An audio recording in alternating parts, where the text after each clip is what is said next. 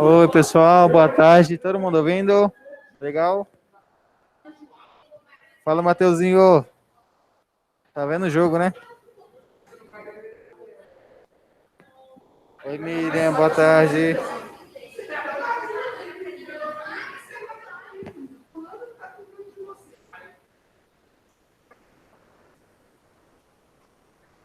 Ok, Miriam, obrigado. Só tem a Miriam aqui, aparentemente, né, pessoal? Boa tarde, alguém mais? É só para dar boa tarde, mano.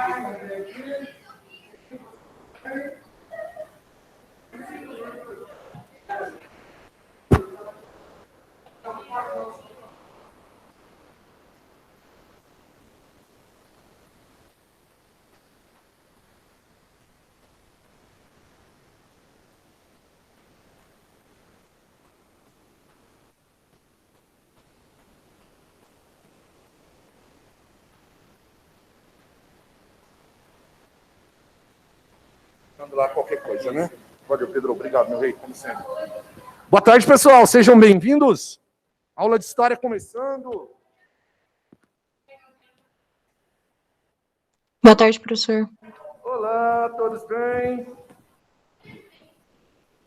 Hoje isso. Frente C. Acha ela já no caderno aí. É aí que eu quero ver. Aqui faltou Japão, né? Gente, eu tô numa loucura. Sabe por quê? No meu escrito, lá no B, porque era só o pessoal, o que é isso, Ju? Eu não tinha terminado com eles no Japão. Aí cheguei lá, os guris, não, professor, você deu Japão, já tá tudo e tal. Não, lá já fui bizantino. Aí eu falei assim, né, beleza. Então tá. Aí igual ontem aqui no ar com vocês, porque eu tenho que anotar agora. Não tô dando conta esse revezamento. Aí eu anotei aqui, terceiro ano, ó, vou mostrar o que eu anotei.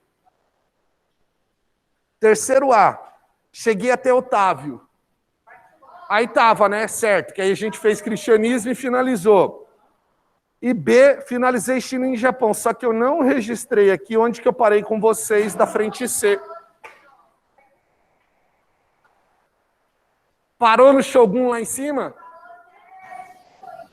Ah, então já era. Então vamos hoje para a apostila 2. O que foi, Titi? Titi foi, está tudo bem? Não? Depressão pós-almoço. Gente, eu estou de dieta. Se vocês não me elogiarem daqui a algumas semanas que eu estou emagrecendo, eu vou pôr para fora. Porque hoje minha esposa agora comprou uma balança, aquela desgraçada. Eu comi, tive que pesar, mano. Só pode comer 200 gramas de comida, o nutricionista passou. A minha passou hoje um pouco, porque eu consegui pôr uma fatia de batata doce. Aí minha sogra me sacaneia. Ela fez carne de porco no barbecue, arrozinho, feijão, batata doce. Aí 200 gramas de comida, mano, dá uma mãozinha.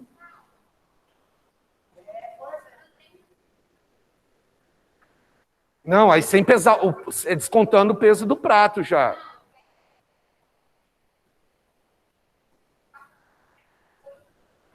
Não, aí tem uma especificação de quanto de arroz, de quanto disso, daquilo, mas só deu 200. Aí passou um pouquinho, deu 220 gramas. Não é, cara? Eu sou acostumado a comer meio quilo numa pratada. Vai comer 200 gramas, mano. Não, tá super dividida as refeições ao longo do dia. Força. Estamos juntos. Amores, vai lá. Ah, tá aqui mesmo. Então, hoje a gente começa, eu vou começar pela frente C da apostila 2, porque é como eu fiz lá na outra sala, para ficar todo mundo no mesmo nível. Deixa eu só localizar. Não é frente C, não, perdão. Eu vou começar a frente B da apostila 2, Império Bizantino e Expansão Islâmica. É porque o seu... Ai, parabéns! Agora que o prof entendeu. É que o seu caderno é separado, a frente está em outro caderno. Que a maioria nem tem duas frentes de história para mim. Aí por isso que eu tenho folha. Pelo menos é sincero. Eu gosto da sinceridade.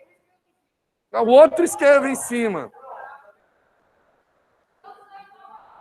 Pessoal de casa, está me ouvindo bem? Só a Miriam falou, está tudo ok aí? Vocês estão vivos? Comeram demais, comeram pouco? Como que estão esse povo em casa? Espero que estejam todos bem. Saudade de todos. Serginho! Acorda, Serginho. Cadê você? Não, mentira aí. O Sérgio já respondeu, rapaz. Sérgio, seus amigos aqui, ó, fica querendo te zoar, rapaz. Não sei por quê. Esses amigos que você arranja, Sérgio.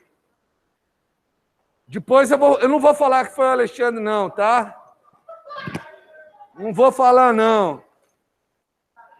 Não, nem sei o nome desses caras aqui, brother. Como que eu vou falar o nome? Vambora. Boa tarde. Pô, me sacanearam. Ah, tá aqui, mano. Sem colorido na nossa vida, tá ok aqui. B, o prof errou.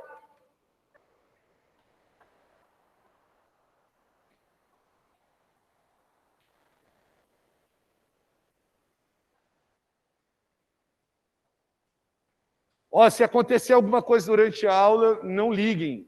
Eu posso estar me transformando em jacaré. Tomei minha vacina ontem. Agora eu queria... Então, mas aí agora eu queria entender um negócio. Olha, gente. Mulher é um bicho estranho, viu? Não, mano, mulher é um bicho estranho. Não é nada não, brother. Vou falar na boa aqui pra vocês. Homem toma vacina, não. Ele falou, tomei a vacina. Mulherada. Tomou vacina tudo semana passada, estão postando a foto hoje para pagar que não tem 45, para falar que tem menos de 40.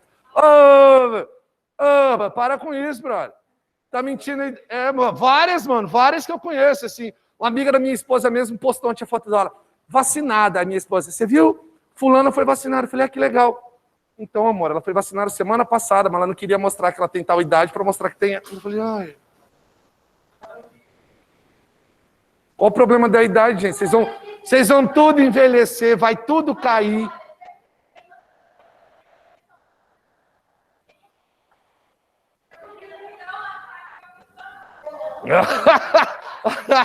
Funcionou.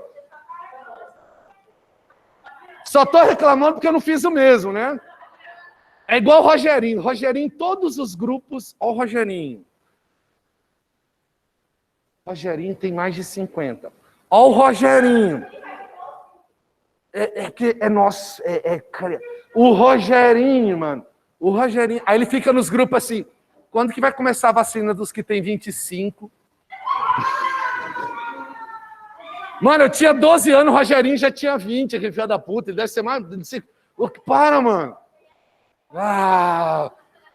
Rogério, sem vergonha. Oi. Não, o Xuxa é mais velho que eu, não vem não. Ele é mais velho. Também não. É que o Rogério morava no meu bairro, cara. O Rogério morava assim, sei lá, 5 quadras de casa.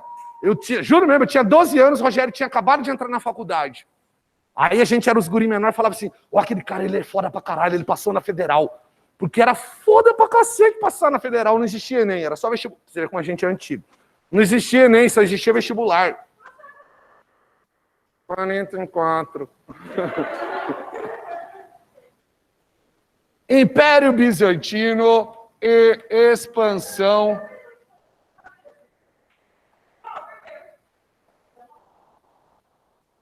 Vamos lá.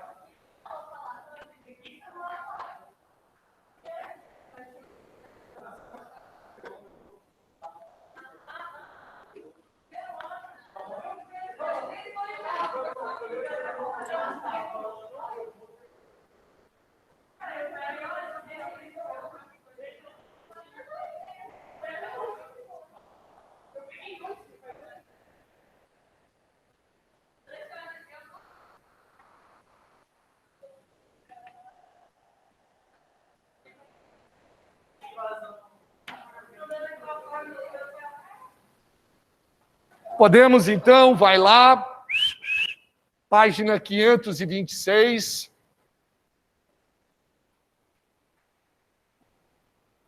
Está começando o seu segundo bimestre.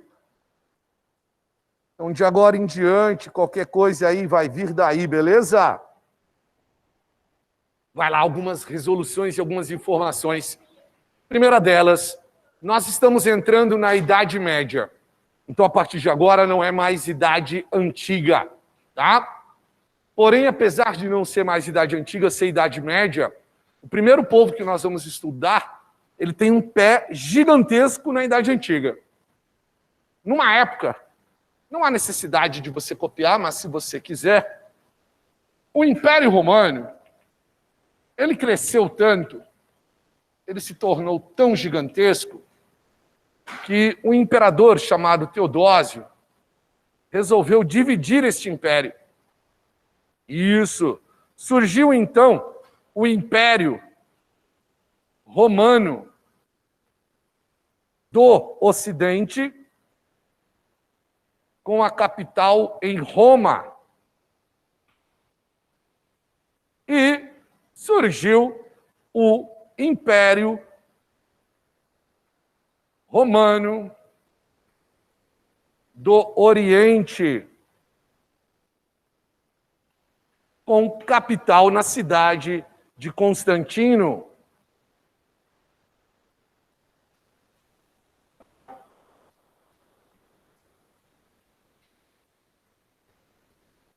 A cidade de Constantinopla, capital do Império Romano do Oriente, foi fundada em cima de uma antiga colônia grega chamada Bizâncio.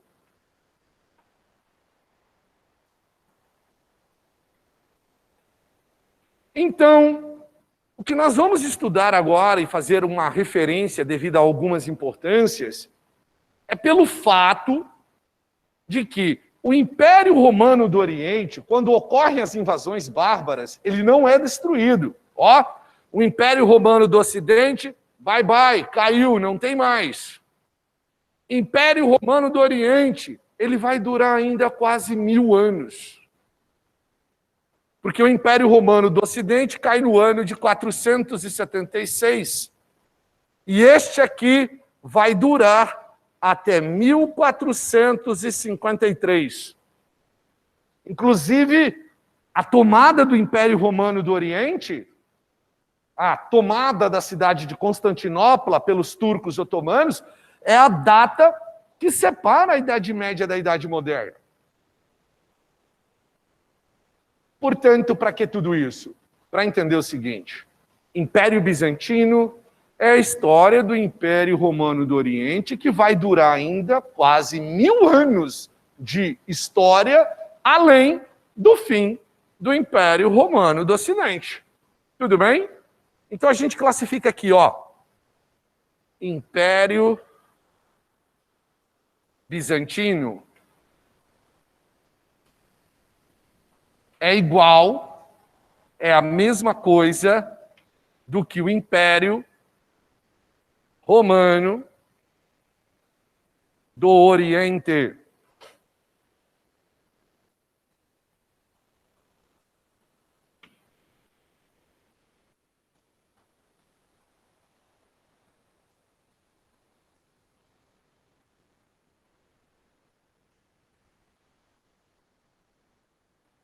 Características deste império. Vou apagar aqui minha tentativa de desenho. Ok, é claro que sim. Para a gente começar a classificar e caracterizar ele. O Império Romano do Oriente, ele está muito longe de Roma. Amores, eu não sei se isso é claro na cabeça de vocês, mas quando a gente fala que o Império Romano do Ocidente foi destruído, deixa eu ficar nesse cantinho que eu não atrapalho quem está em casa copiando. Quando o Império Romano do Ocidente é invadido pelos bárbaros e a gente fala que ele foi destruído, o que está sendo destruído? É o Estado. As pessoas vão viver lá ainda, as pessoas continuam lá, os romanos eles estão lá. Mas vai deixar de existir o Estado romano. O que eu quero dizer com isso? Não vai ter mais o exército de Roma. Não vai ter mais as instituições, as magistraturas, o Senado. Essas coisas elas vão sumir, elas não existem mais. O que sobrou na Europa, então, agora? Sobraram pessoas sem Estado, porque não tem mais a quem recorrer.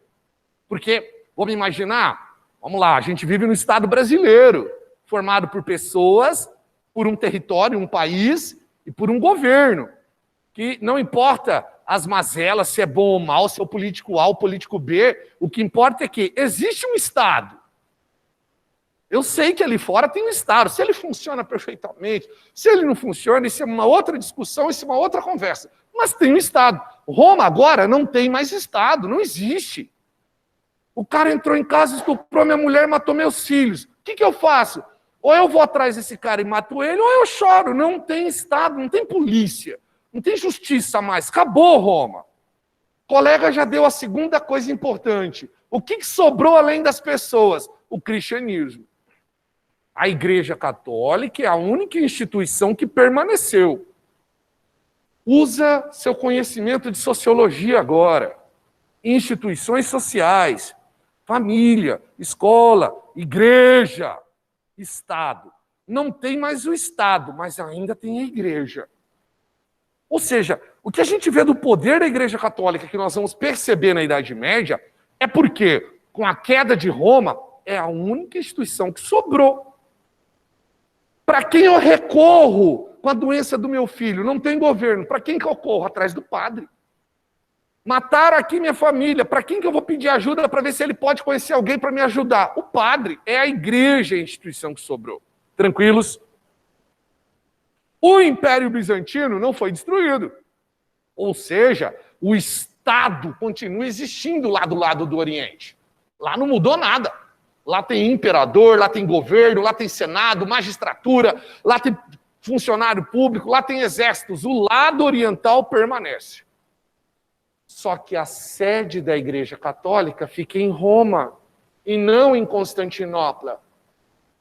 Então, os imperadores bizantinos vão acabar desenvolvendo a prática que nós chamamos de cesaropapismo.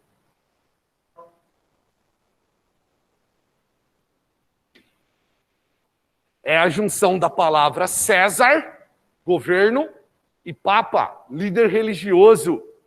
Então, cesaropapismo. Tem uma outra palavra para isso, a gente já usou essa palavra esse ano, falando de Egito, Pérsia, Mesopotâmia. Isso é o quê? Teocracia. Um cara que governa como se fosse representante dos deuses. No caso aqui, representante de Deus. Quem que é o representante de Deus na Terra perante a Igreja Católica? O Papa. Só que agora o imperador de Bizâncio, ele começa a interferir nas questões religiosas. Então vamos lá, vamos classificar isso. Vou continuar aqui, tá? Então, governo de caráter despótico, ou seja, autoritário, tirano.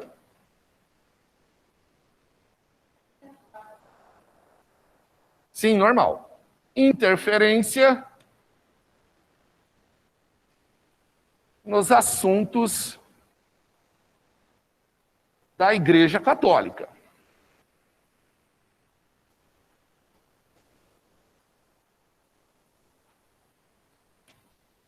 Ou seja, o imperador bizantino constantemente vai interferir nos elementos da Igreja Católica com a prática que nós chamamos de cesaropapismo.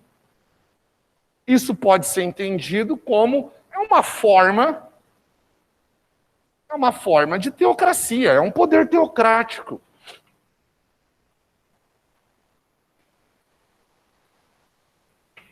Ok. Por causa do cesaropapismo, ou seja, esse fato do imperador bizantino interferir nas questões religiosas, vão acontecer em Bizâncio heresias.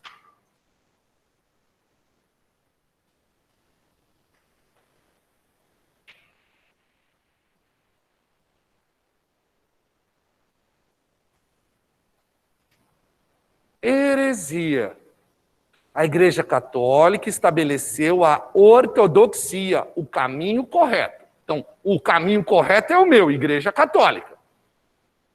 Se você faz outra coisa que não seja o caminho correto, ou seja, o que eu, Igreja Católica, faço, você está sendo herege.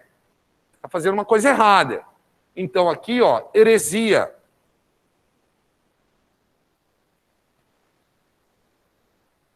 Aquilo que não segue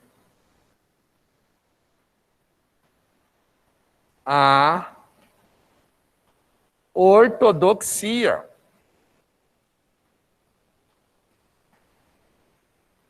O caminho correto.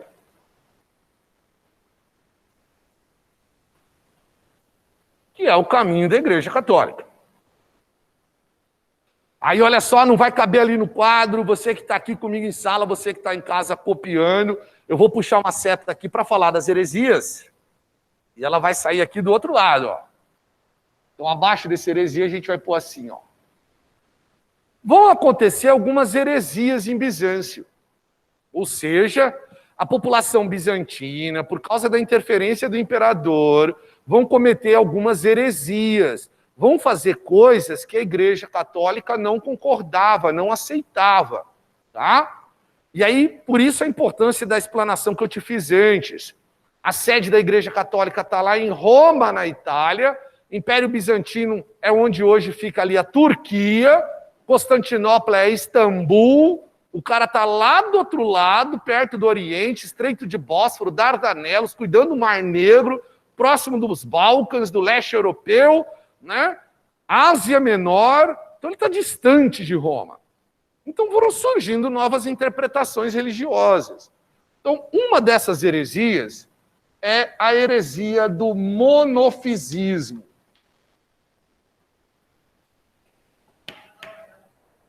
Oi? De verdade, meu rei, não. A probabilidade desse assunto cair no vestibular de vocês ou no Enem é de menos de 1%.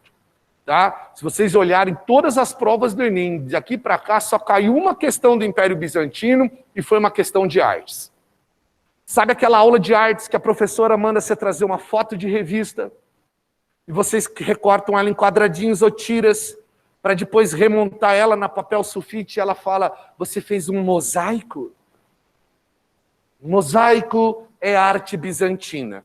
Então tinha toda uma questão lá no Enem, o Império Bizantino, o antigo Império Romano do Oriente, e blá, blá, blá, blá, blá, blá, blá, blá, e marque abaixo qual era o tipo de arte praticada no Império Bizantino. Mosaico. Pois não, meu anjo, diga. Exato, exato. O monofisismo está ligado a heresias.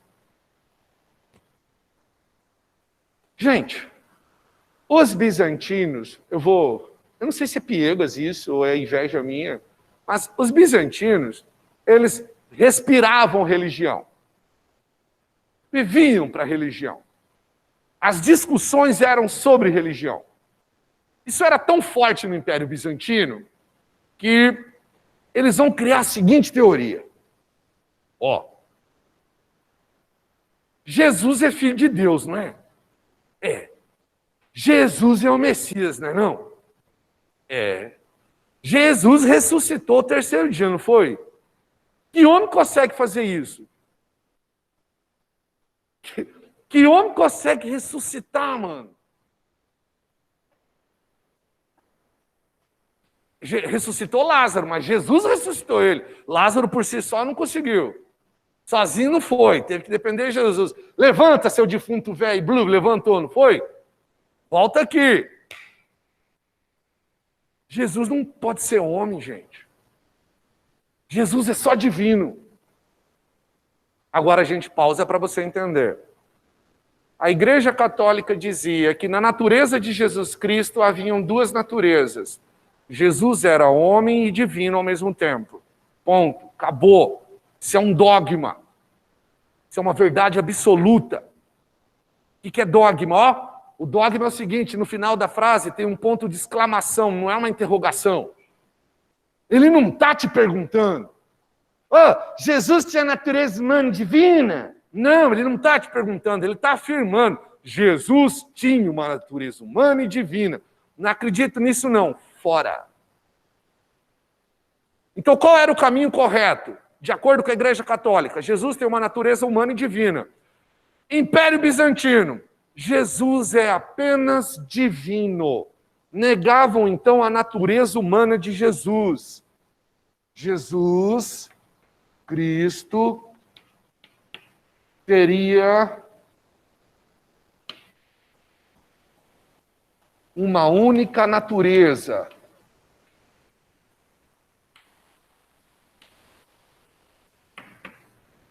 A divina.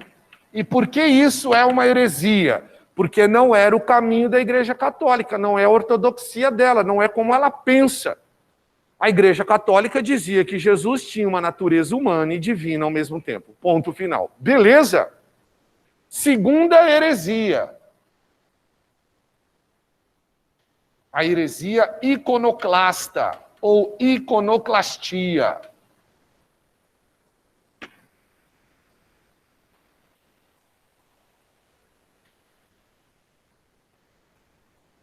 Bizantino vive muito por elemento da arte, a influência da cultura grega.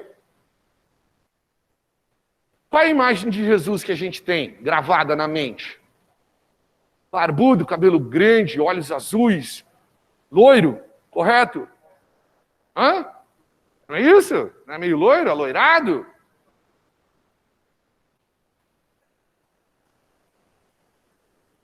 Já quase morto, tá. Mas vamos lá, vamos dar uma referência para vocês. Gente, Jesus, quando nasceu, a mãe dele não tirou foto, né? Não tirou, não postou no Facebook. Ela não tweetou, nasceu The Chosen One, né? What's the fucking this, huh? Ela não fez isso, brother. Não tem foto do cara, não tem registro, não tem desenho dele. A primeira imagem que nós temos de Jesus é uma pintura bizantina. É uma pintura bizantina. Os bizantinos, descendentes de romanos e gregos, brancos, muitos loiros, olhos verdes, olhos azuis, interpretaram Jesus de acordo com a sua aparência. Fizeram uma imagem de Jesus. Dê um Google mais tarde. Pintura de Jesus. Põe a palavra-chave assim, ó. Pintura Jesus bizantino. Vai aparecer lá o Jesus loirão de olhos azuis. Acho até que tem na apostila mesmo, né? O cara olhou ali, deixa eu até ver. Tem ela aqui, ó lá. Aqui. Página 527. Está lá a imagem de Jesus. Essa é a primeira imagem feita referente a Jesus, feita pelo Império Bizantino.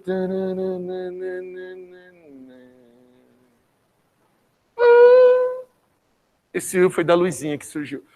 Tá tranquilo? Ó, os caras cultuavam muitas imagens. Faziam muito disso. Respondendo agora, inclusive, algo que não está aí. Essa imagem é falsa. Jesus é judeu, gente. Se ele é judeu, galera, ele tem pele morena. Se ele é judeu, meu lindo, ele tem uma napa de nariz desse tamanho. Sabe aquele povo que quando respira do seu lado, puxa o teu ar? Que ele fala assim, ó, sufoquei, cacete. Porra, não é não? Ô, Jesus, estou explicando para os guris, não fica com puto não. Mas você está entendendo? Por ser judeu, quase certeza que o cabelo dele é encaracolado. Então Jesus é aquele primo dono de lojinha. Ele não tem nada a ver com essa imagem loira. Bizantino cultuava muitas imagens, eles faziam muitas imagens de santos.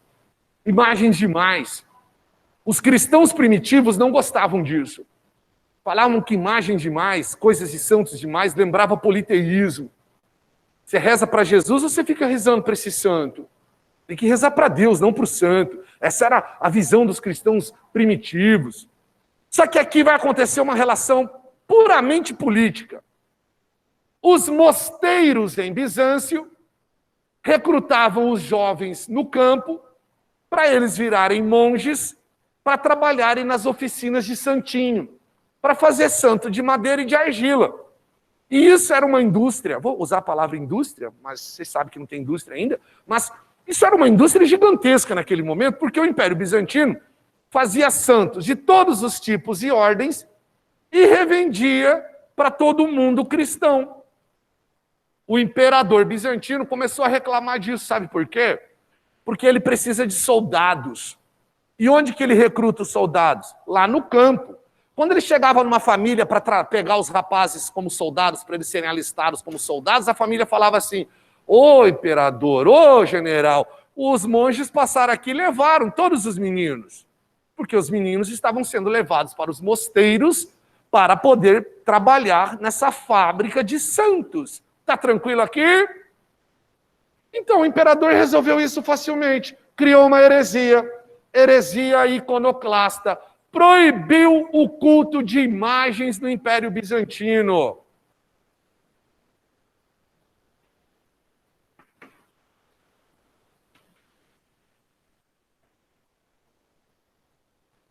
Dá para ver esse G? Não, vamos puxar aqui.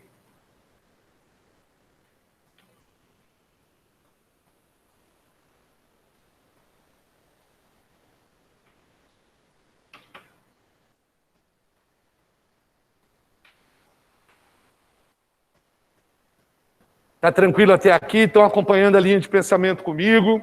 Então eu primeiro tenho o cesaropapismo. Pessoal de casa, vou jogar lá na câmera 2 para ficar melhor o quadro, por causa do reflexo lá para vocês. Vai lá, ó. Monofisismo, está escrito ali em cima. Jesus Cristo teria uma natureza, uma única natureza, a divina. Aí embaixo, iconoclasta, proibiu o culto de imagens no Império Bizantino.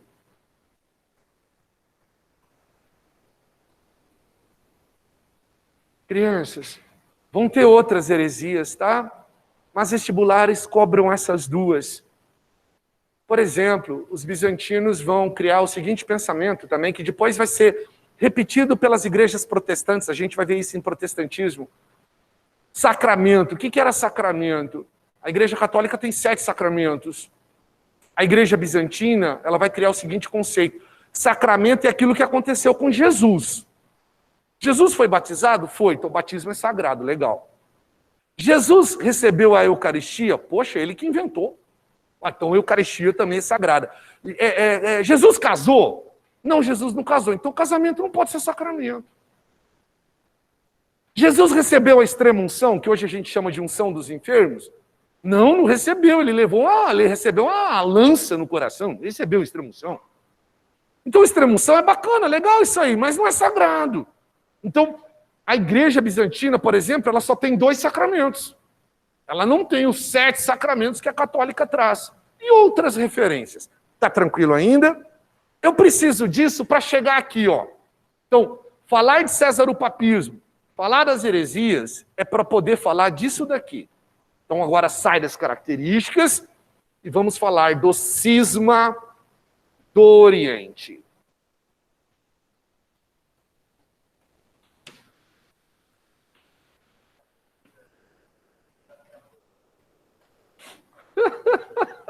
Certeza. Certeza. Cisma. O que quer dizer cisma, gente? Quebra, divisão.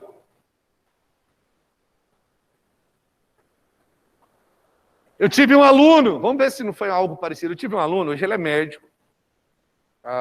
Eu comecei a dar aula muito novo, na época eu tinha, sei lá, 21 anos.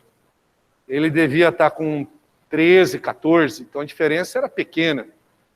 Então hoje eu, candidato, ele está com 30 e pouco, eu já encontrei ele no clube de tiro, encontrei em outro lugar, assim, coisas do tipo. Tá, beleza. E ele é médico hoje. Ele é médico. Cara, eu nunca esqueço do guri, porque ele me deu 2 das respostas mais loucas em provas que eu já vi na minha vida, que eu guardo até hoje. Um dia eu perguntei numa prova, assim, o guri era pequeno, explique o que foi o cisma do Oriente. O assunto era Império Bizantino, eu acho que eu só pus, explique o que foi o cisma. Ah, cisma.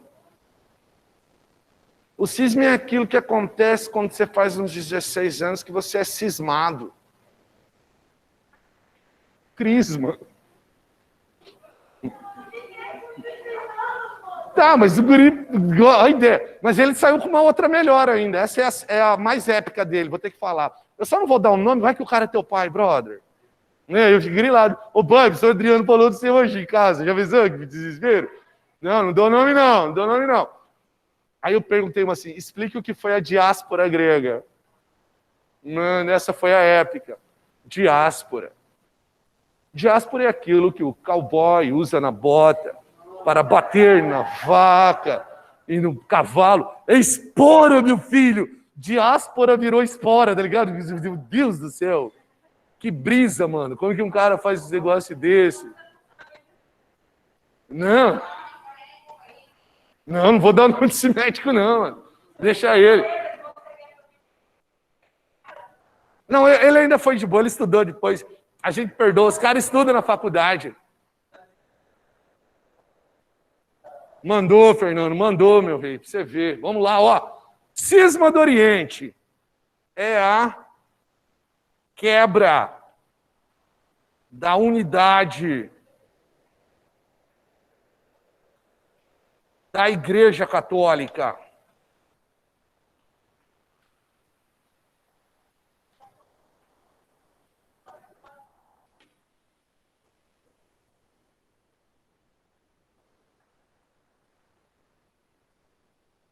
Provocada, aparece o igreja ali, consegue ver, consegue. Provocada por uma conjunção de fatores que já estão aqui, né?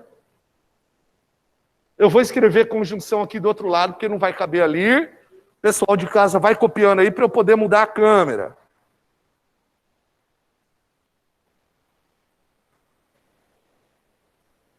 Esse cisma do Oriente, lá na época, deve ter sido algo épico. As discussões entre o Império Bizantino e a Igreja Católica chegaram num grau tão elevado que o Papa excomungou o bispo de Bizâncio, que é o patriarca da igreja em Bizâncio. Mas o bispo de Bizâncio não deixou barato, foi lá e excomungou o Papa. Então um excomungou o outro, mano. Não, eles começaram a discutir, brigar. O Papa falou, isso aí é heresia, eu excomungo você. Ele falou, não, herege é você, eu excomungo você. Um excomungou o outro. Expulsa ele da Igreja Católica, da cristandade. E aí você tem que lembrar a mentalidade da época. Para a mentalidade da época, eu ser excomungado pela igreja significa assim, ó, as portas do céu foram fechadas para você. Talvez nem Lucifer te aceite, meu filho. Caraca, mano. É pesado o negócio para a época. Posso apagar aqui essa outra parte aqui já? Pode? Sim.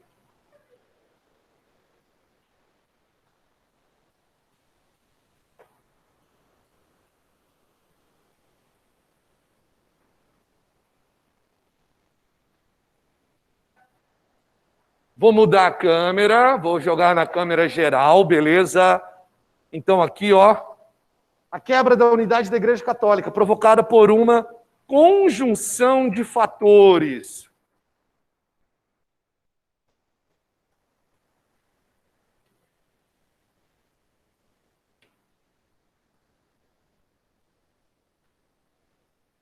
Que, na verdade, a gente já sabe. Foi disso que eu fiquei falando até agora com você. Então, qual é essa conjunção de fatores? Então, primeiro, distância entre Constantinopla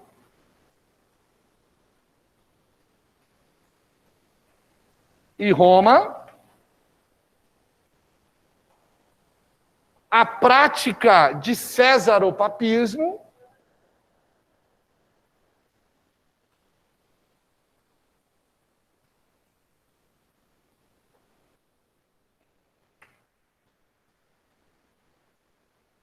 e as heresias. Então chegou um momento que estava insustentável aquela relação entre a Igreja Católica, com sede em Roma, com os católicos de Bizâncio, não é? Aquela relação não era mais uma relação saudável. E aí ocorre o cisma da Igreja. Então aqui, provocada por uma conjunção de fatores. A Igreja Católica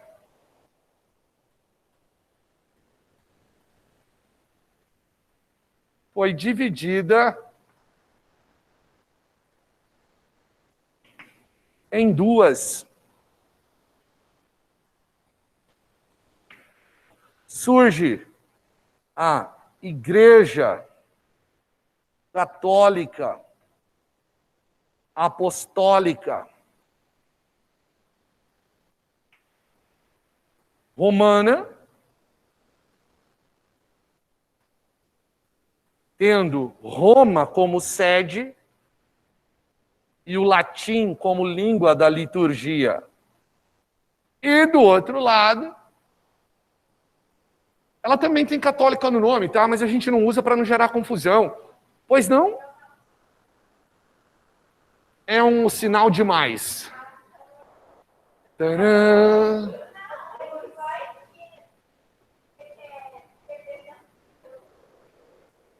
É um sinal de mais.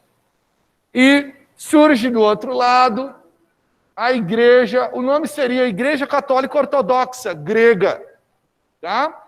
Mas a gente só fala Igreja Ortodoxa. Então, Igreja Ortodoxa. Com sede em Bizâncio, Constantinopla. Oi.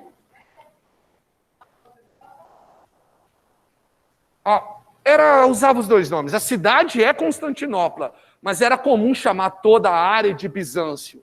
Você está em Bizâncio, né? Toda a região, seu bizantino, né? Bizâncio e assim por diante. É algo assim. Tranquilo aqui? Bem, a Igreja Ortodoxa é a única igreja reconhecida pela Igreja Católica. Não que isso faça diferença, tá? Cada nova interpretação da Bíblia, você faz o que quiser. Certo? Depois que Lutero abriu a porta, o ser humano aprendeu que ele podia fazer isso. Mas, voltando, a Igreja Católica ela não reconhece as igrejas evangélicas, protestantes, pentecostais, neopentecostais, tá certo? O que isso simboliza? Só para você entender rapidinho. Vai lá, eu sou de uma família católica e caso com um rapaz, ele é batista. E aí a menina quer casar na igreja católica.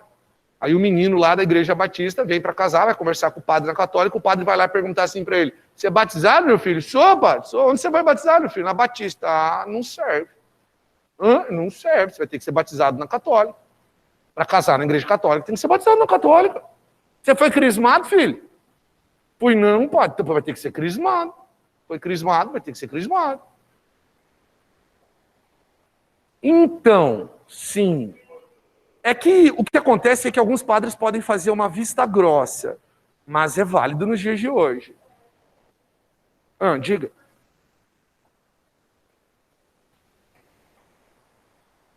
Ah, tá, já tá. Mas, por exemplo, eu quando fui casar e não tem tanto tempo, o cara me obrigou Eu, pelo menos, fui batizado na católica, mas, por exemplo, eu não tinha um crisma. Ele queria que eu fizesse curso de crisma. Velho, batizado. Já era batizado. Na católica. Ah, já está aceitando. Ah, legal. Batismo, Eucaristia. Legal, bacana, não sabia. Agora aqui, nessa época, tinha que ser só da católica. Tá? E é igual a relação vice-versa. A ortodoxa também, você vindo com as coisas da católica para nela, não tem problema. Era igual a regra do casamento, né? Hoje, depois que inventou o divórcio, que antes não tinha divórcio, vamos pensar assim primeiro. Então, depois que inventou o divórcio, o que acontece? Me divorciei, começo a namorar outra pessoa, ela fala, vamos casar na igreja. Eu não podia. Você já foi casado uma vez na igreja, não podia casar de novo. O que muitas pessoas faziam? Pegava, falava assim, eu fui casado na católica, vamos casar na ortodoxa, porque lá me casa, não tem problema. Hoje eu sei que os padres fazem vista grossa. Tipo assim, quer casar na igreja, pagou o cheque, calção, faz cerimônia aí, já era, vamos lá, estão casados.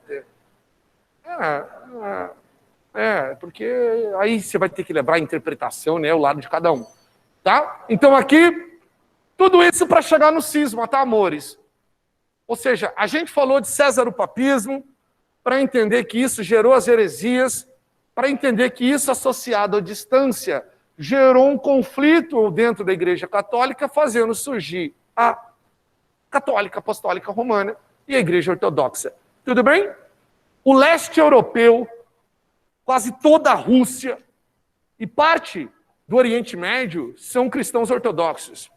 Por exemplo, Boa parte da população libanesa que mora aqui em Campo Grande, eles não são muçulmanos. Eles são cristãos ortodoxos. Tá? Sério? Tá? Os ortodoxos na Síria, no Líbano, eles são uma grande maioria. Ou seja, boa parte dos libaneses, não estou dizendo que é todo mundo, ó, o islamismo é muito grande lá, vocês sabem disso, mas boa parte da comunidade libanesa que veio para o Brasil é uma parte cristã ortodoxa. Tá? Por isso, como a gente tem uma grande comunidade libanesa aqui em Síria, né, na nossa cidade, nós temos uma igreja ortodoxa em Campo Grande.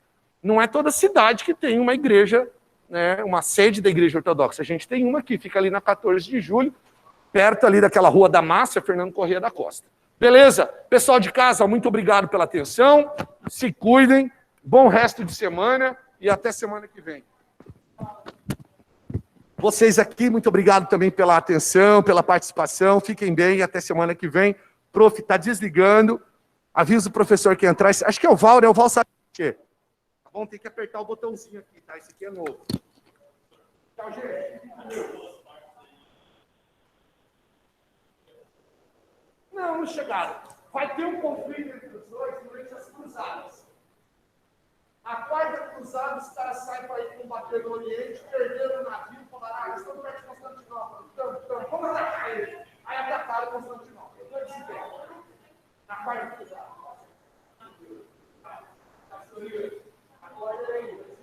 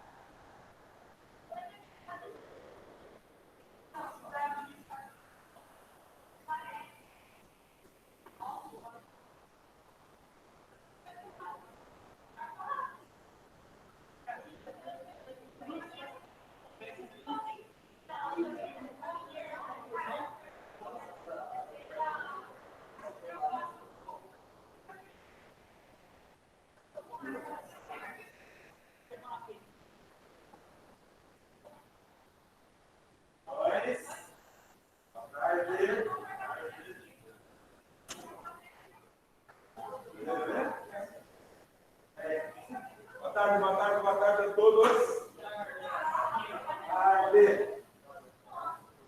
Oi. Rapidão. Oi. Tem várias coisas. Vamos terminar a fotossíntese e fazer quimiossíntese. Aí, estamos liberados. Acabamos isso, estamos liberados. Falei da fase escura. Não, falei da fase clara, né? Falei das duas? Resolvi os exercícios? Só falta resolver os exercícios e falar dos fatores que interferem na fotossíntese.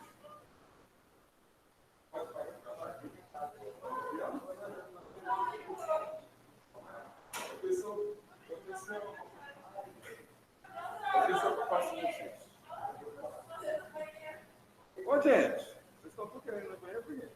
O que vocês comeram no almoço aí? Para utilizar o banheiro. Para fugir da aula. Vai lá. Queridões, pega aí a apostila. Então, nós falamos da etapa cara, falamos dos pigmentos, carotenoide, picobilinas. Falamos, então, do ciclo das pentoses. Opa, preciso colocar aqui fase escura. Ciclo da pentose, não? Ciclo de cálculo. Falamos? Então tá. Esqueci de ligar o microfone aqui. Na verdade, eu esqueci de colocar e ligar, né? Como é que liga isso aqui, gente? Só tá aqui? Povo de casa, tá me ouvindo?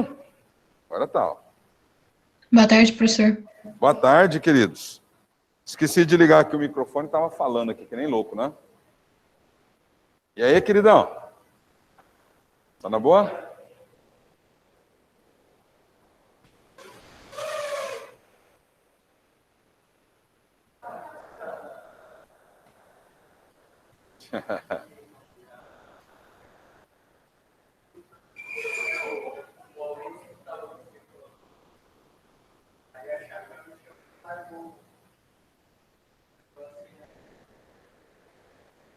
Tá aparecendo aí em casa, galera? Oi? Alô? Irmãos? A apresentação está aparecendo. Tá aparecendo no slide? Só a tela inicial, por enquanto. Só a tela inicial? Apresentação. Do começo. Vamos ver se vai. Apresentei ela. Segunda tela, lá. Lá vamos ver se vai, né? Vamos ver. Foi. Mas peraí, eu tenho que abrir o segundo slide também. Aí é só fazer a mesma coisa? Tá. Beleza. Então voltamos.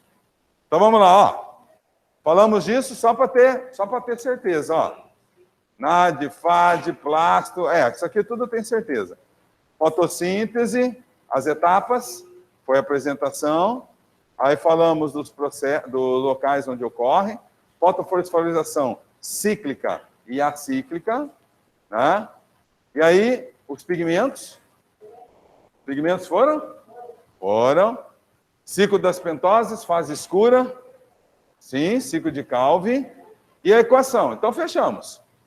Fechamos, então. Então, apostila, página 474, exercício 2 e 3. Não corrigi ainda, né? Então, pega aí. 474, complementares 2 e 3. Desenvolvendo habilidades 2 e 3. Beleza? Então, já vou fechar esse slide aqui e deixar no próximo. 474, 2 e 3. Está aqui. 2 e 3, marca aí. Vou fechar esse slide aqui e abrir o próximo aqui.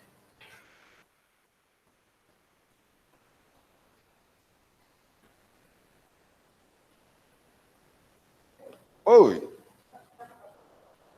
O quê? Tá. Cara, não senti dor, não. Eu tomei Coronavac. É a AstraZeneca que o pessoal está tendo reação, né? Doendo?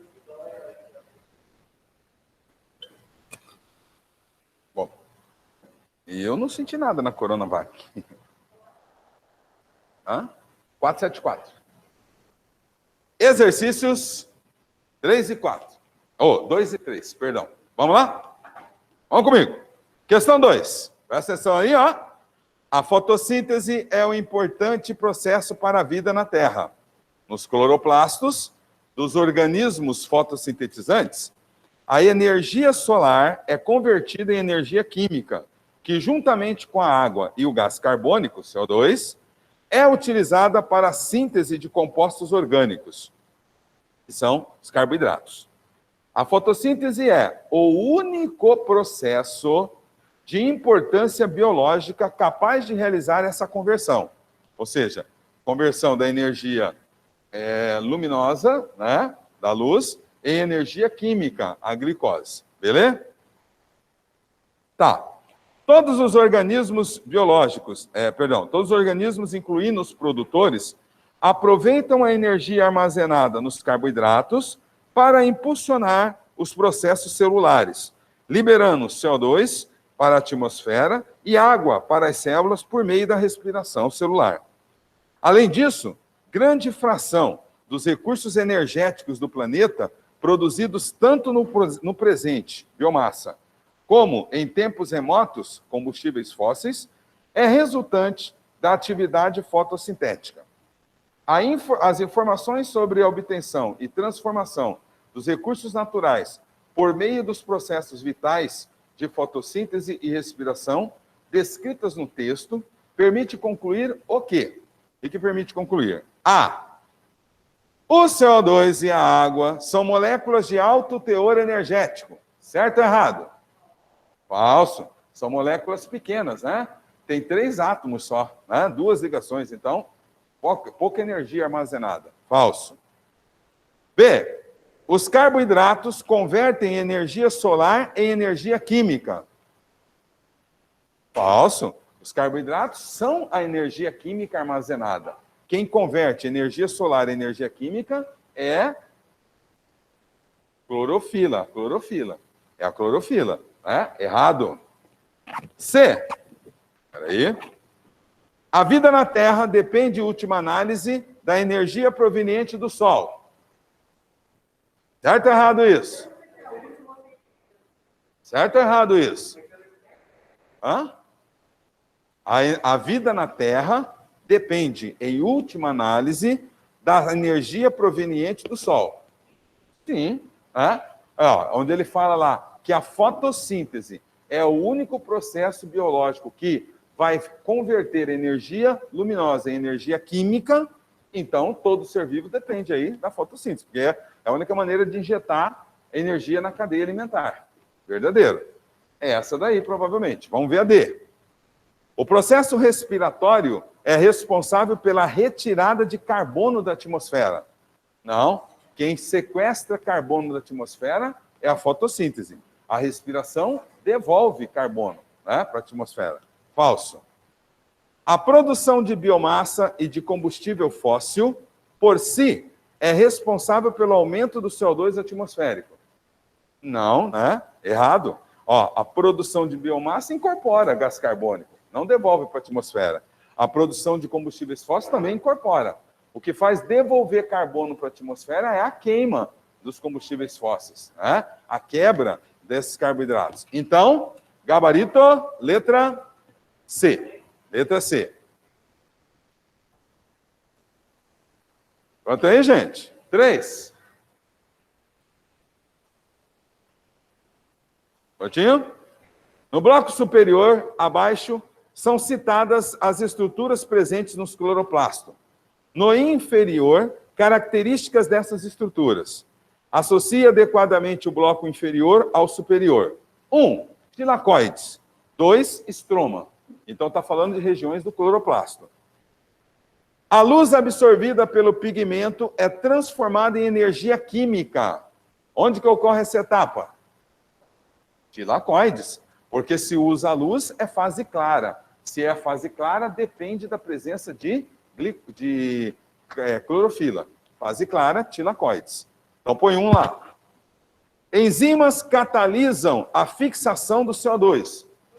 Estroma. Fixação do CO2 é fase escura. Fase escura no estroma, onde não tem clorofila. Estroma. 2, então. Não. A fase clara só onde tem clorofila e na fase escura só onde não tem. Então, não tem uma região do cloroplasto que faça as duas coisas.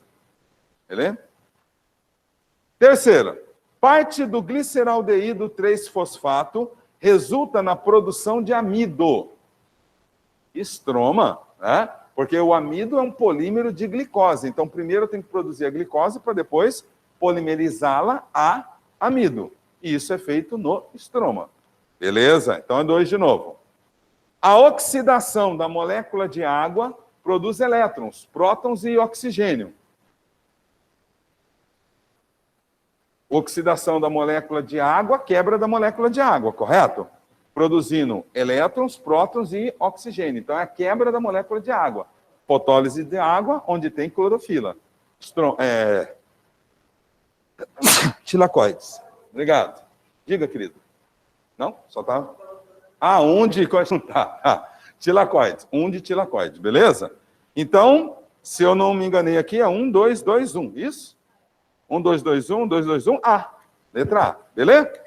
Rapaz, isso aqui tem uma criação de mosquito nessa turma aí, hein? Jesus! Queridos, fechamos então a aula 1. Volta uma página aí. Volta um pouquinho. Vamos falar dos fatores que interferem na fotossíntese e quimiossíntese, tá?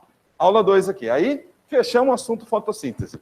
Então, vamos lá. Aula final aí de fotossíntese e quimiossíntese. Ok. Então, vamos lá. Aula passada, então, nós vimos que a fotossíntese tem 2 fases. Fase clara, fotólise, né? Fotoquímica ou equações de Rio, que ocorre apenas na presença de luz. Fase escura, equações de Blackman, ou química ou enzimática, que independe da luz, mas depende dos produtos da fase clara. Correto?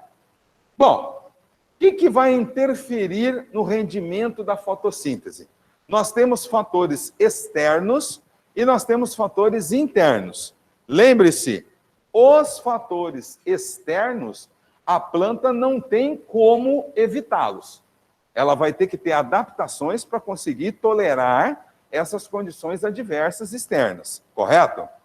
Os internos, ela tem como aumentar ou diminuir, né, determinadas substâncias e aí se adaptar melhor às condições. Então, vamos lá. Quem são os fatores externos? Vamos colocar todos aqui, né? A intensidade de luz. Veja, luz não é um fator importante para a fotossíntese? Na ausência de luz, não acontece fotossíntese. Lembra? Porque ela é dependente da luz. Não quer dizer que ela só vai ocorrer na presença. Ela é dependente de luz. Então, luz é um fator externo que interfere no rendimento da fotossíntese. A concentração de gás carbônico. Gás carbônico é reagente. Se não tiver gás carbônico, não tem como ela fazer a reação. A temperatura. Por que a temperatura interfere? Porque a temperatura interfere nas enzimas, lembra? Se as enzimas forem desnaturadas, ferrou o processo. Não acontece o processo. E, por último, na disponibilidade de água, porque a água também é reagente, tá? Oi?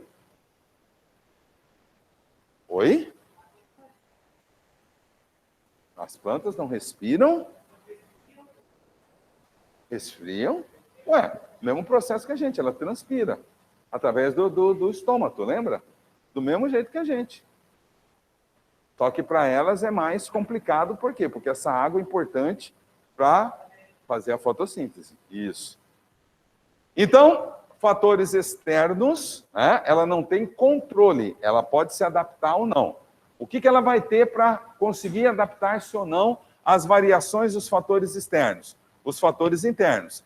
As suas características genéticas, que podem induzi-la, né?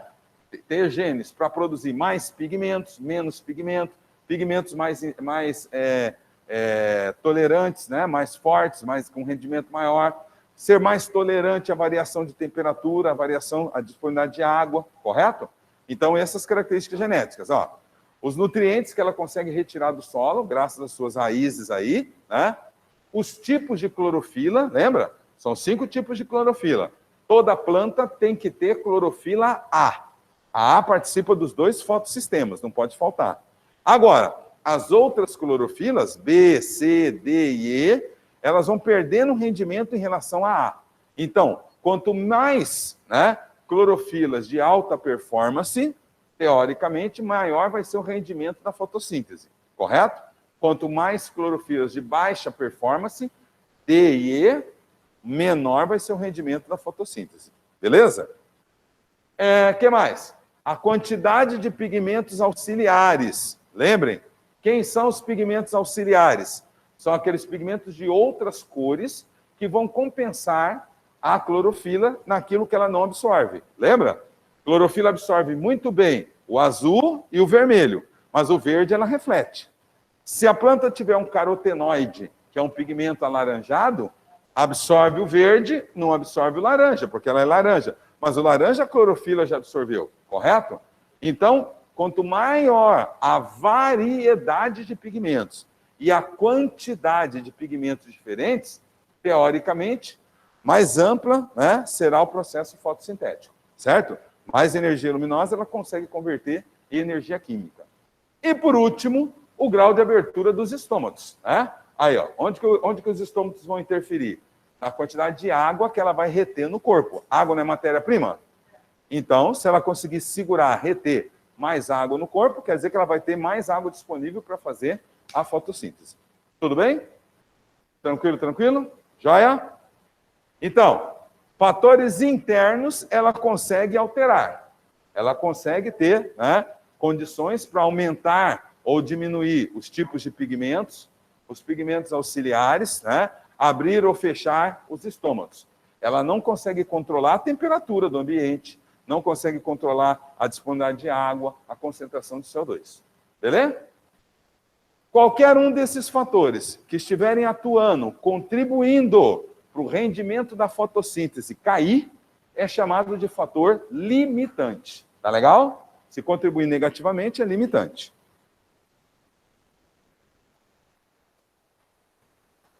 Consegue regular o quê? A abertura dos estômatos depende, né, da quantidade de fotossíntese que a célula vai fazer, que a célula estomática vai fazer. Então, ela regula, ela consegue controlar a abertura dos estômagos. Normalmente, ela abre os estômagos durante o dia e fecha à noite, certo?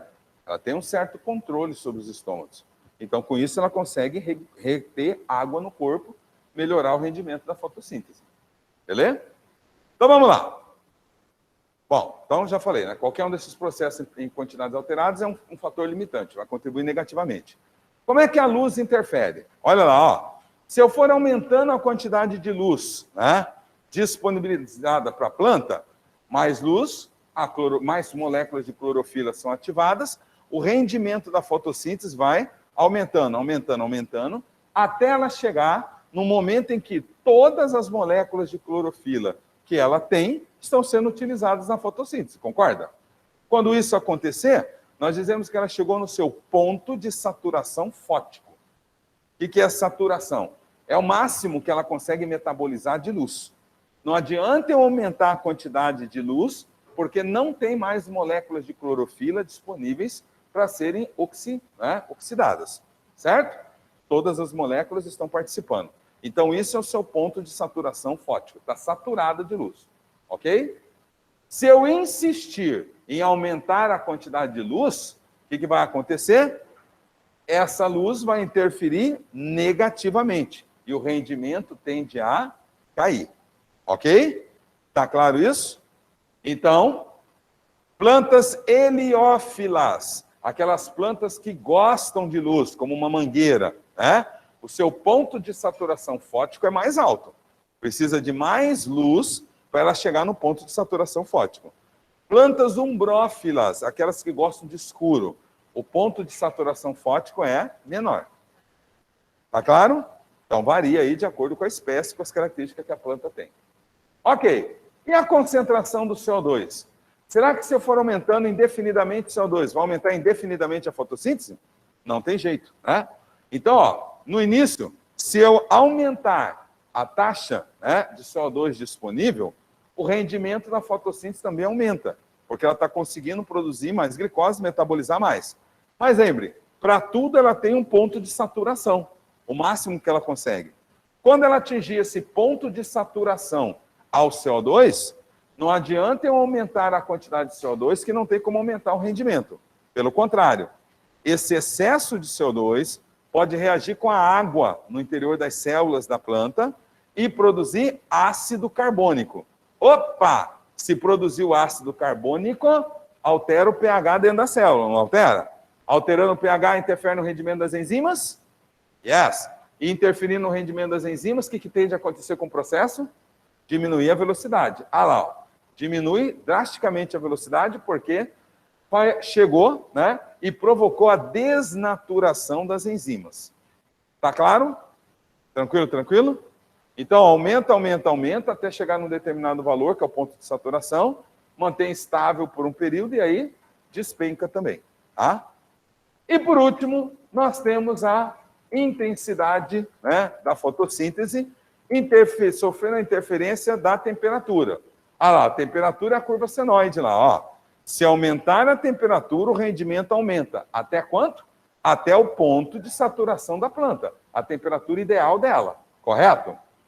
Tem plantas que são mais adaptadas, tem enzimas para trabalhar numa temperatura maior.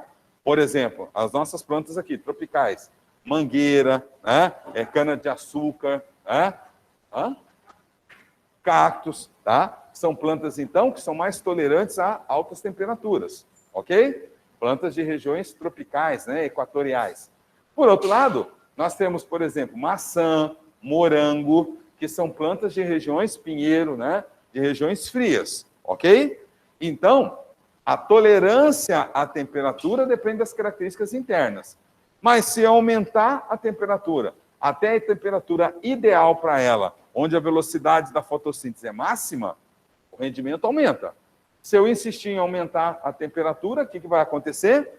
Desnatura as enzimas, desnaturando as enzimas, o rendimento despenca. Tudo bem? Beleza? Ok. Bom, de acordo então com o processo fotossintético, nós podemos classificar então as plantas em 3 tipos de metabolismo. 3 tipos de plantas aí, de acordo com como elas fazem a fotossíntese, tá? A maioria das plantas são chamadas plantas C3. Quem são as plantas C3? São aquelas que fazem o ciclo das pentoses, o ciclo de Calvin lá que nós vimos, né? Pega um CO2, incorpora um CO2 de cada vez e quebra em 2 moléculas de 3 carbonos. Daí o nome de C3. Olha lá, ó. Vão fixar o CO2 pelo ciclo de Calvin, o ciclo das pentoses, ok? Essas, então, vão ser sensíveis à variação de temperatura, de pH, de água no solo, etc. Temos um grupo de plantas que tem uma estratégia diferente para fazer a fotossíntese, que são as plantas C4. Quem são as plantas C4? São plantas adaptadas a temperaturas um pouquinho mais altas, tá? É o caso das nossas gramíneas, como a braquiária aí, né? É o caso, por exemplo, da cana-de-açúcar, é o caso do milho.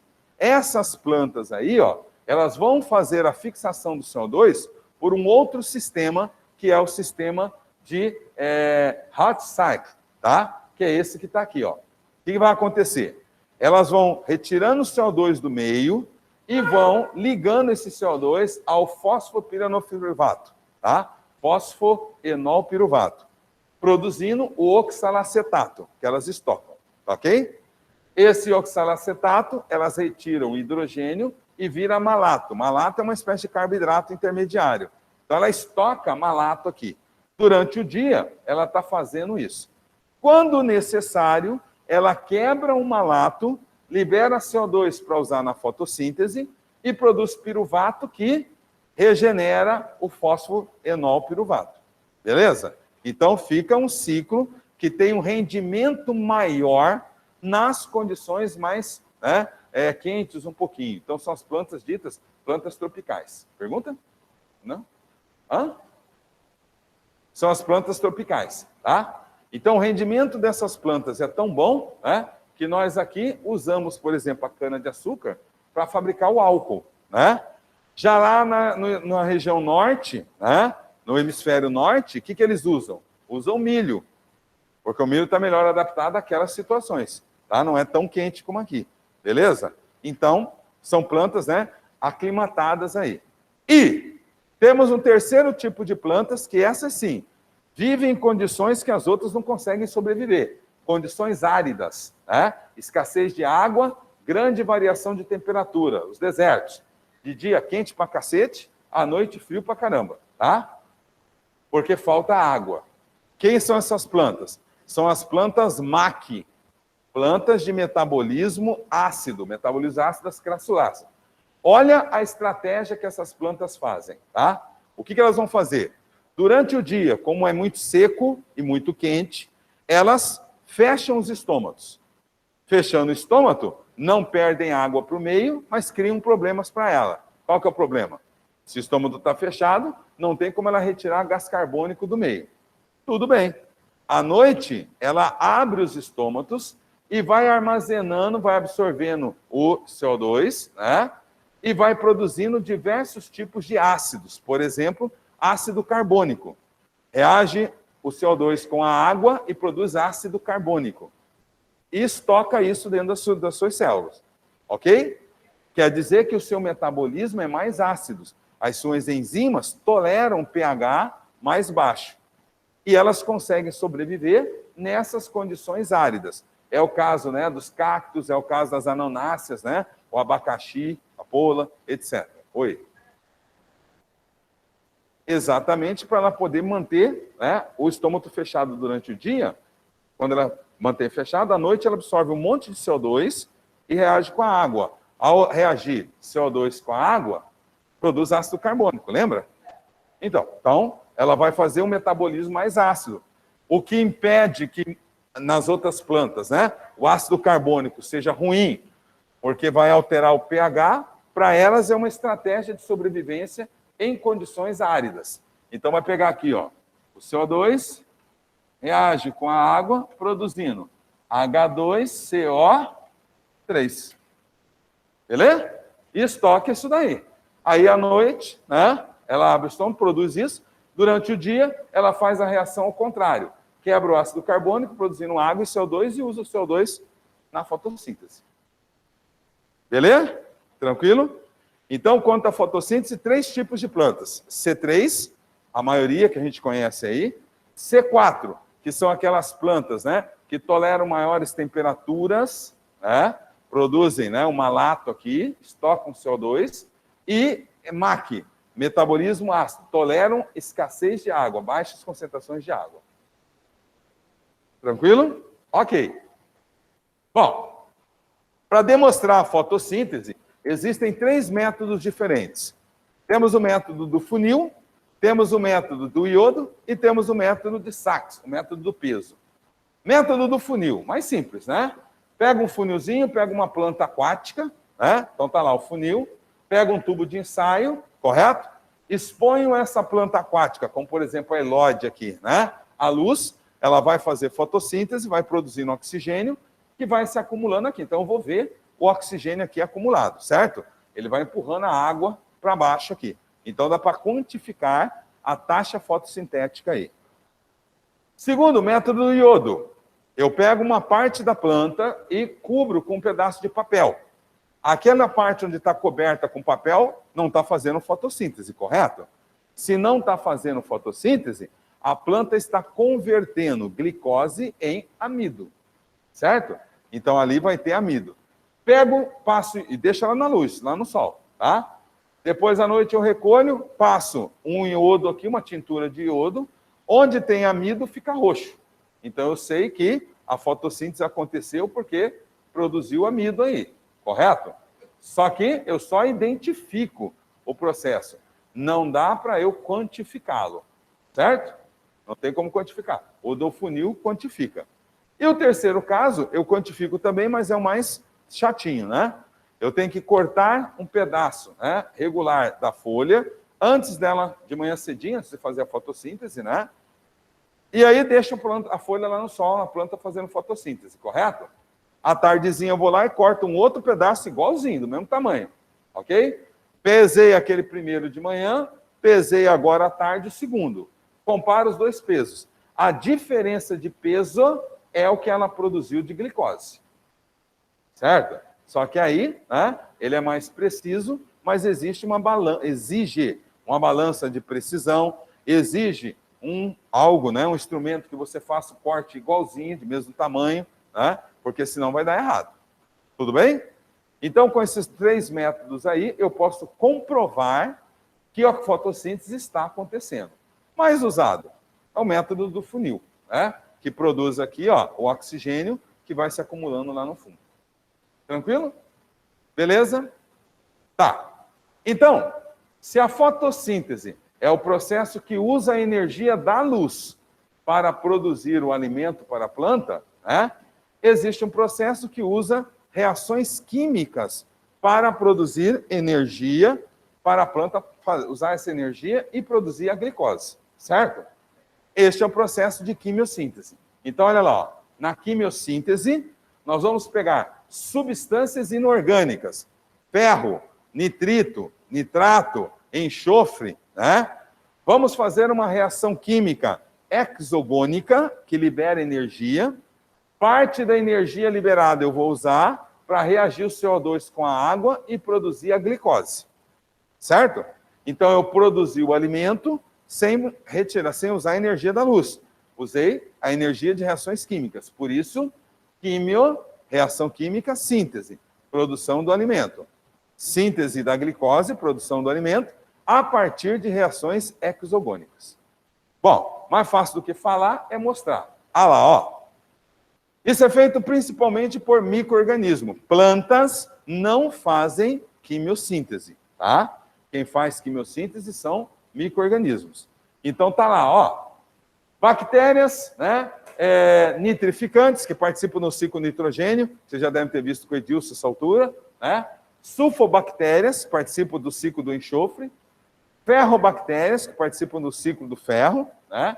E as metanobactérias, que usam o gás metano, que é tóxico até, né? Mas tem bactéria que consegue utilizar. Olha lá, ó, as sulfobactérias, bactérias que vivem, por exemplo, né, em regiões consideradas, né, regiões de difícil sobrevivência. São as chamadas aí, né, bactérias extremófitas, vivem em condições extremas, né?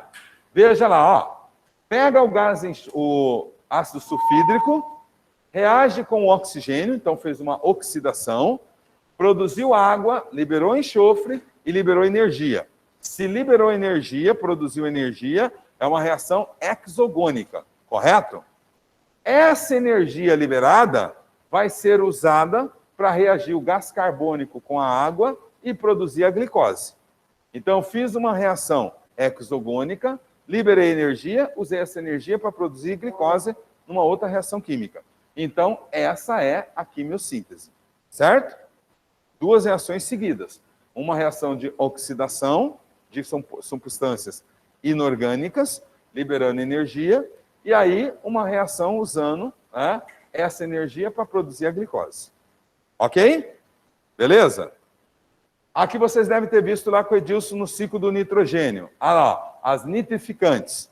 O que acontece na nitrificante? Ó, pega amônia, oxida a amônia, ela reage com oxigênio, produz o nitrito, produz água, produz hidrogênio e libera energia na forma de ATP. Pega esses ATPs para juntar CO2 e água e produzir glicose. Mesma coisa dessa daqui, ó.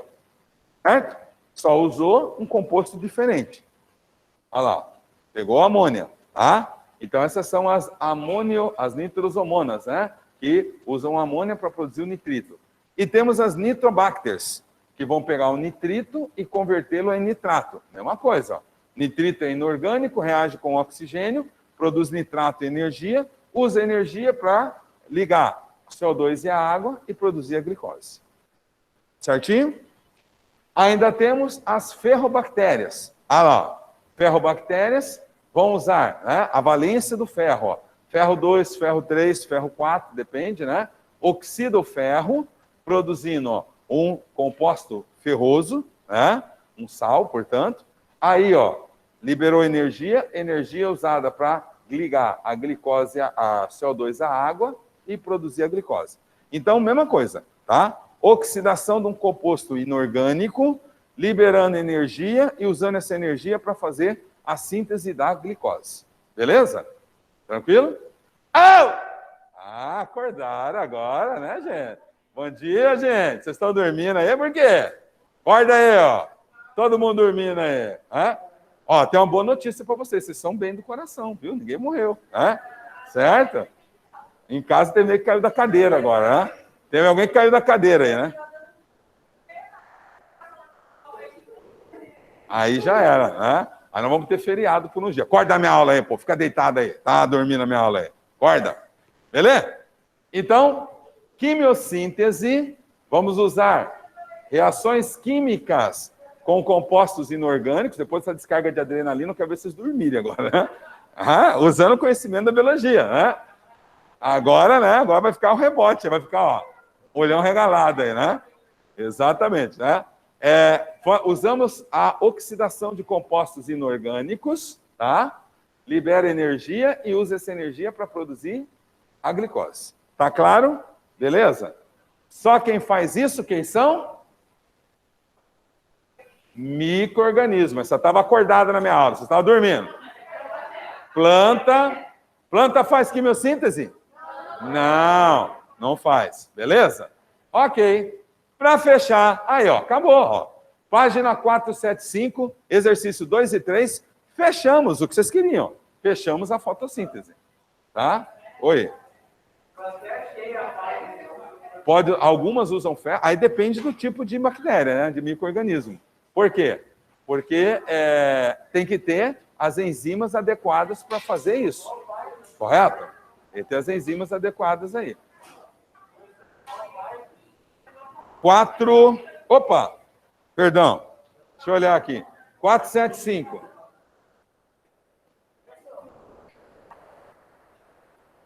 Vamos para o exercício. Oh, não é intervalo, não acabou a aula. Nós vamos resolver o exercício aí. Que 1 minuto, gente. 4 horas, né? É 4 horas que bate?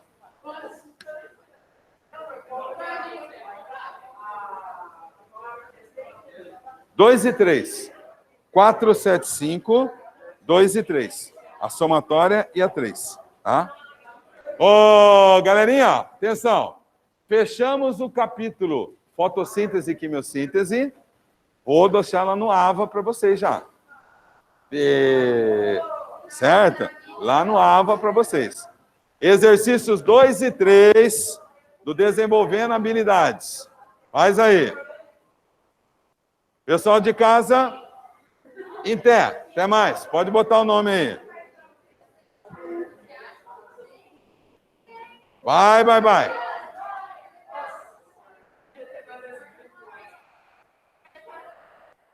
Né? Acordou?